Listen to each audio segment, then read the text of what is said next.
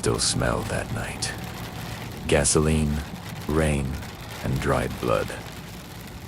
When I turned on the flashlight, she was already there sitting on the seat, face turned toward me, eyes staring like cracked glass. I remember saying her name. When I touched her hair, it was cold, wet, but when I looked at my hand, all I saw was red, the same red as the dress she wore. That's when I understood she was never supposed to be in my truck. But I'm getting ahead of myself. Let me go back. It was a Thursday, a little after 10 at night. I was coming up from Richmond, hauling a load of supplies to a warehouse in Columbia. I was tired, but the empty road kept me alert. I like that silence of midnight, no radio, no chatter, just the hum of the engine and the rhythm of the asphalt. It had been years since I'd driven with anyone else, not since the divorce. The road was the only place I still felt in control. Out there, it was just me, the highway, and the next mile. Sometimes I thought that's all a man really needs. The sky looked heavy, gray with the promise of rain. I remember tightening my grip on the wheel, humming a tune from years back, and thinking how peaceful everything felt. If only I'd known what was waiting up ahead. I pulled over near mile marker 72, at an old gas station I used to stop at years ago. It looked dead now in the lights, just the silhouette of a rusted pump and a flickering sign swaying in the wind. I poured myself some coffee from the thermos. It was cold, bitter. The first drops of rain started to fall, ticking against the windshield like someone typing a message. I didn't want to read. I should have kept driving, but I stayed there for a minute, maybe two. Long enough to notice movement. Something shifted on the far side of the road slow, uncertain, like someone walking without purpose. At first, I thought it was an animal, maybe a deer caught in the rain. Then I saw her. She was standing along the opposite lane, barefoot, her red dress clinging to her legs in the rain. Her hair hung over her face, dripping. Didn't think much. For me, it was a hooker, and that's what I needed. Primera slowed down, rolled to a stop beside her. "Hey, you alright?" I called out. She didn't answer. Didn't even look at me. Something in me, the old trucker instinct made me open the door. "Come on, get in. It's cold out." She hesitated, then stepped closer. Every move seemed slow, like her body didn't quite obey. When she climbed in, she sat down without a word, her eyes fixed straight ahead. The rain kept falling, and for the first time that night, I felt the weight of the silence between us. She didn't speak. Not once, just kept her eyes fixed on the dashboard lights, her hands resting on her lap like they didn't belong to her. I tried breaking the silence. "You look like you've had." We reached a narrow junction where an old gas station sat abandoned in the dark. That's when she finally moved, raised her arm, and pointed toward it. Didn't say a word. Primera slowed down, followed her direction, and parked behind the building. The rain had stopped, but everything was dripping, shining in the headlights. "Do you live near here?" I asked. Still nothing. She turned her head slightly, and for the first time, I saw her face under the dashboard light. My stomach dropped. Half of it looked darker, stiff like mud had dried across her cheek. The skin didn't look right. It looked dead. I gripped the wheel tighter, my pulse hammering. The air felt too still, too cold. She kept staring, her lips parting just enough for me to hear the faintest breath. I don't know what came over me. Maybe the loneliness that comes from too many miles alone. I reached over, going straight to the point. I was in need, okay. No judgments. Her hair was wet, tangled, and colder than anything I'd ever touched. When I pulled my hand back, it was sticky. I lifted it to the dash light and froze. Blood. Dark, clotted blood. My chest tightened. I grabbed the flashlight from the glove box and turned it toward her. For a second, everything inside me stopped. The wound ran from her temple down to her jaw, wide and deep. One eye seemed sunken, the other staring right through me.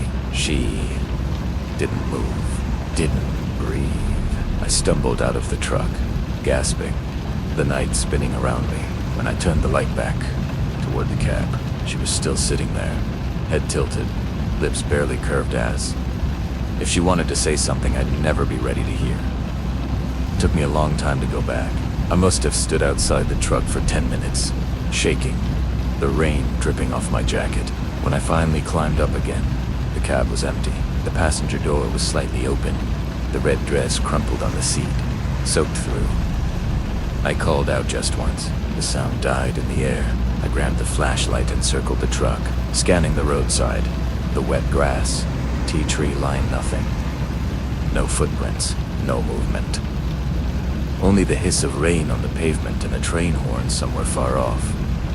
My hands were trembling. I looked down and saw the blood still smeared on my palm. I wiped it on my jeans, but it didn't come off easy. The smell stayed. That iron sweetness that had filled the cab.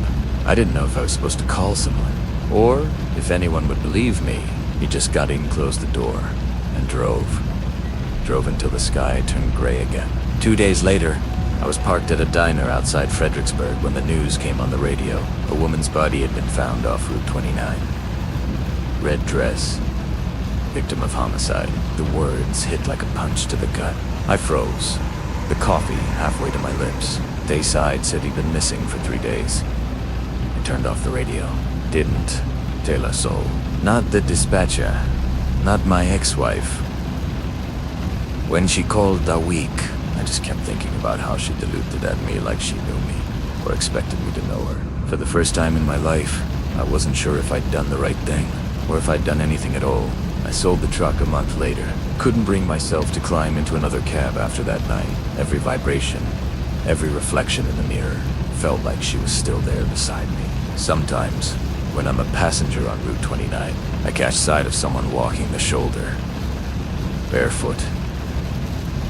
Red dress, clinging in the mist. I tell myself not to look again, but I always do. And every time, she's gone.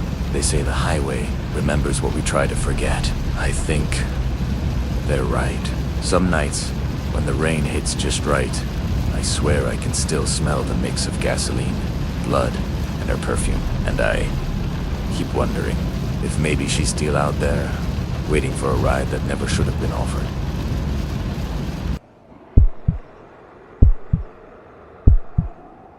I swear to God, he was sitting right there.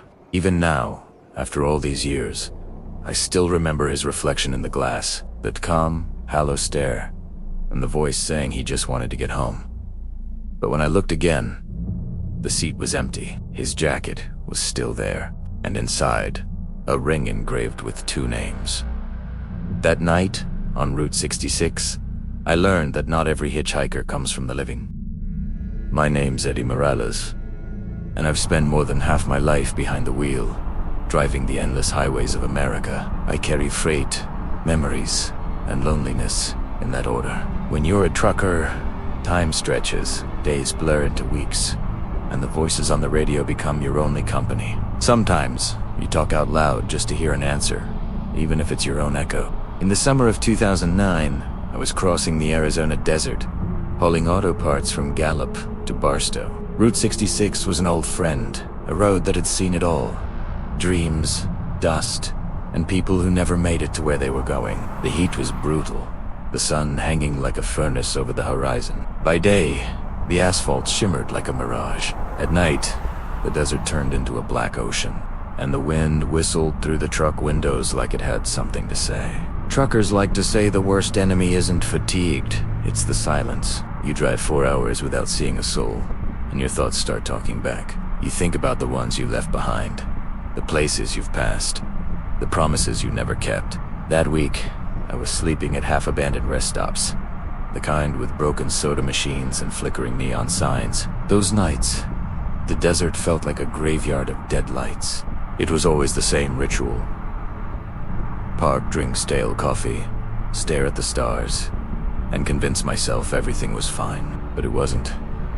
Some nights, I swore I felt eyes on me, watching from beyond the headlights. That Wednesday, the radio began to cut out static and interference, every station gone. The silence grew thick, and then I noticed the air change. The heat seemed to drain from the night. Around 2 in the morning, the desert felt frozen in place. No wind, no insects, Nothing. The fuel gauge trembled near empty, and all I could think about was making it to the Holbrook truck stop before dawn. But something felt wrong. A quiet that didn't belong. The white lines on the road rolled by slower than they should have, as if time itself was dragging its feet. I flicked on the high beams, and that's when I saw it. A shadow walked along the shoulder, caught in my headlights. A thin man, worn jeans, a torn jacket, a backpack hanging off one shoulder. He lifted his thumb, slow and unsure, asking for a ride. I almost kept driving. I never stop. Not at night, not in the middle of nowhere. But something about him, maybe the way he stood there, tired, like he had nowhere left to go. I slowed down and pulled over. He climbed into the cab without a word. His face was pale, hollow, eyes that had seen too much. For a long minute, we drove in silence. Then he spoke, his voice rasping like sandpaper. "Name's Daniel," he said, "just trying to get back home. To Winslow, my wife's waiting." He gave a small smile when he said her name. Tuget. Didn't he reach his eyes? Something in his tone made me uneasy, like the word home meant something long gone. The miles rolled by, swallowed by the dark. Daniel spoke little, but each word carried weight. He told me he worked far away, that it had been years since he'd seen his wife. Said she hated sleeping alone. He sounded like a man chasing ghosts, his voice filled with regret, and the kind of longing you can fake. Every now and then, I tried to catch his expression, but the harder I looked, the less I could see. His face blurred in my memory, details slipping away like sand through fingers. Eyes, maybe blue or gray.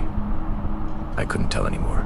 He pointed ahead once, toward a distant flicker of light. "Almost there," he whispered. But when I looked at the map, there was nothing there at all. The temperature inside the cab dropped without warning. In the middle of the Arizona desert, in July, I could see my breath fog the air.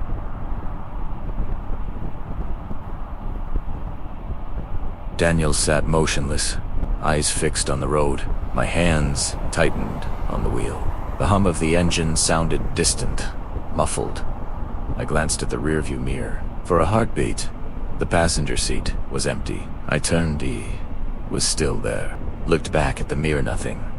My throat went dry. The hum of the tires grew louder, like the road itself was whispering. Then I turned my head again. The seat was empty. Only the seatbelt swayed softly, still moving, as if someone had just left. I slammed on the brakes, heart hammering against my ribs. The passenger seat was empty, but there it was, a worn denim jacket, neatly folded as if waiting for me to notice. I reached for it, my fingers brushing the fabric, and froze when I found a silver ring tucked inside. Cold, weighty, engraved with two names. Daniel, Lisa Menos, 1984. The cab felt suffocating. The air hung heavy, charged, as if someone unseen had just stepped back into the seat.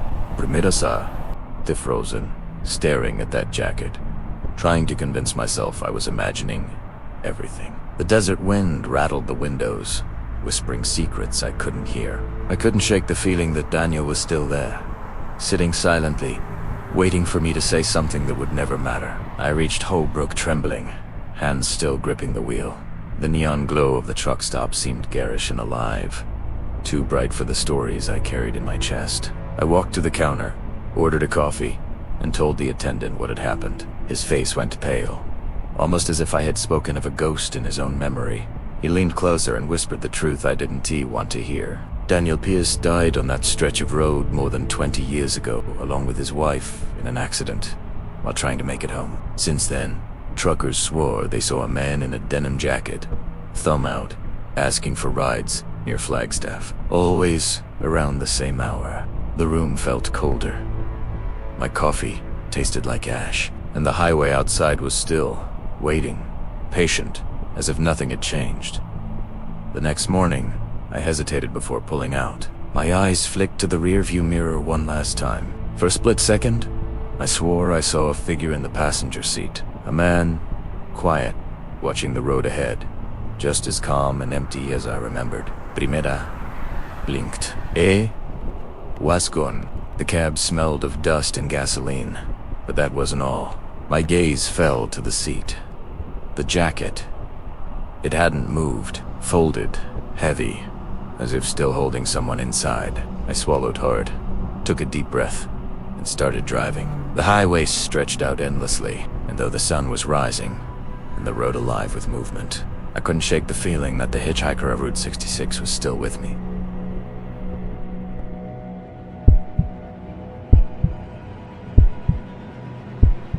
I still see her every time I close my eyes.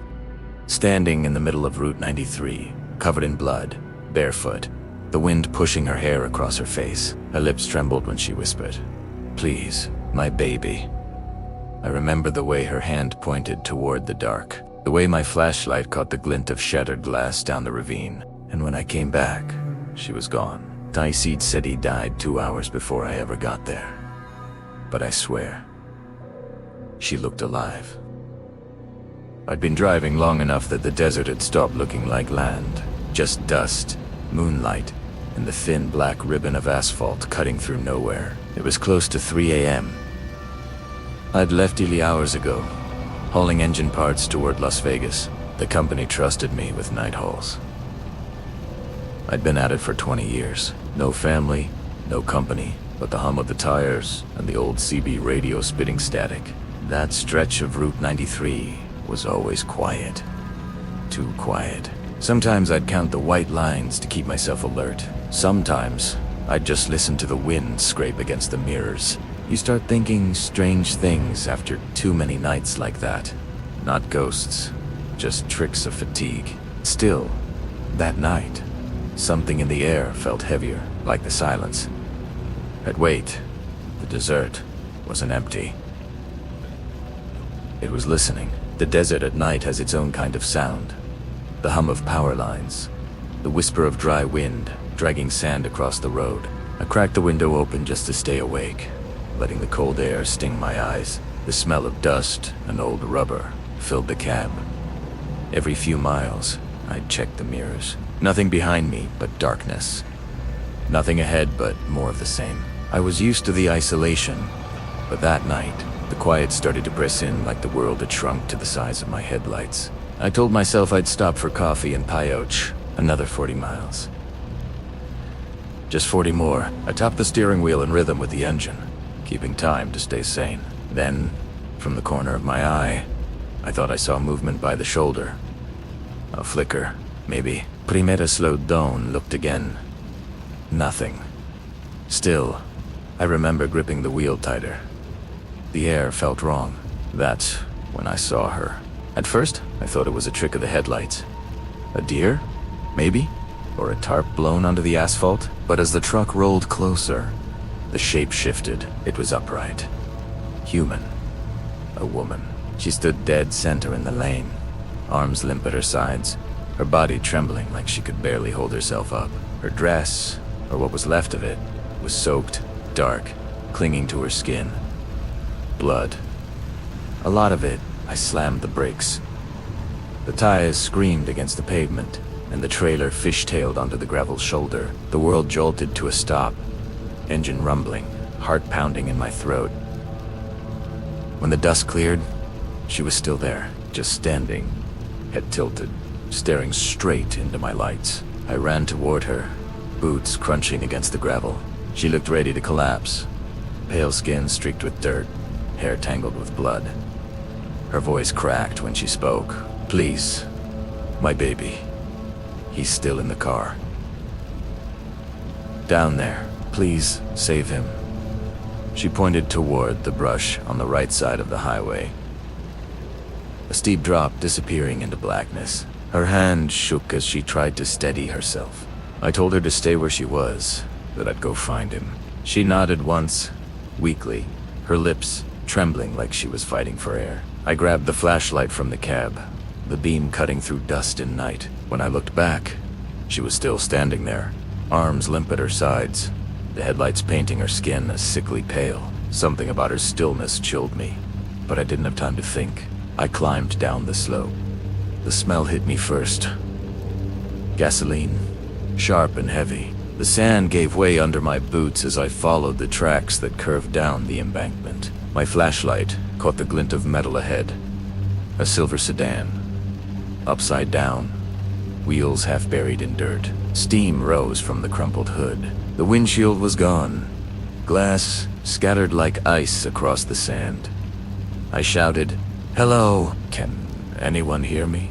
Silence. Silence. Then, faint, a small, uneven sound. A baby's cry. My heart kicked hard. I ran closer, nearly slipping on a patch of oil. The back seat was crushed, but I could see a baby carrier wedged sideways between the front seats. I reached through the broken glass, trying not to cut my hands. The crying grew louder. The metal frame resisted, groaning as I pulled at it. My elbow smashed the side window, and I reached inside. The baby was tiny, face red, covered in dust, but breathing. His chest rose in short, desperate gasps. "Hang on, little guy," I muttered, freeing the straps from the seat. I wrapped him in my jacket, cradling him against me as I climbed the slope, my legs shaking from the effort. The flashlight beam swung wildly, catching the glint of glass, the twisted body of the car, the long stretch of darkness ahead. When I reached the top, my lungs burned and my hands ached. I lifted the baby higher, trying to find her in the light. "I've got him," I shouted. "He's okay," but the road was empty. The headlights still glared across the asphalt. The air still smelled of gasoline, but she was gone. I reached the top, baby in arms, shouting for her. "I've got him. He's okay." My voice cracked, bouncing against the empty desert air. But there was nothing. No woman, no footprints, nothing but the hum of the wind and the lights cutting through the night. He spun around, scanning the road, the shoulder, even the gravel where I had parked. She wasn't there. The baby whimpered, and I felt a chill crawl up my spine. My mind raced. Did she run? Did someone take her? But there was no sign of movement, no rustle in the bushes, just silence. I carried him back to the cab, the weight of her absence pressing against my chest like a stone. Even the smell of gasoline seemed sharper now, heavier. I kept glancing over my shoulder, half expecting to see her silhouette emerge from the dark. But nothing. I wrapped the baby in a blanket and dialed 911, my hands trembling. I told the dispatcher about the woman, the accident, the car, every detail as clearly as I could. 40 minutes later, a deputy arrived, flashlight cutting through the darkness. I led him down the slope. His steps faltered when he saw the wreck. A went quiet, shining the light over the twisted metal. "There's no one alive down here," he said finally, voice low. "This accident happened around 1 o'clock. The woman in that car died on impact." I stared at him, the words sinking in. My mind refused to reconcile what I'd seen. The warmth of her hand, the sound of her voice. I handed the baby to him, still red-faced, but alive, my chest tight. People told me I must have imagined it.